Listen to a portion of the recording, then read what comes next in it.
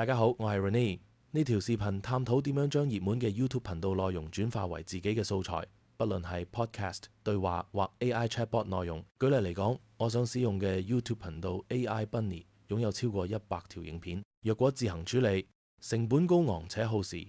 AI 工作流程能夠協助我哋節省90%嘅時間同成本。透過簡單嘅步驟，我哋可以高效整合影片，輸出所需格式，並最終生成可用內容，提升創作效率。最後，我哋有2種方法嚟設置呢個工作流程，具體可以參考我哋嘅教學影片。1.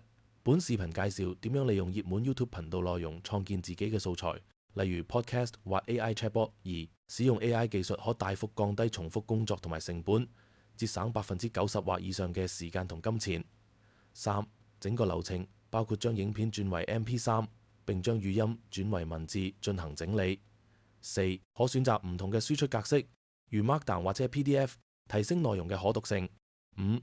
提供2種方法嚟設置工作流程，無論係手動或使用現成模板。6. 使用 AI 工具快速獲取所需內容，提升創作效率同質量。AI YouTube 內容創作、Podcast、自動化、工作流程、素材轉換、教學、視頻編輯、數據處理。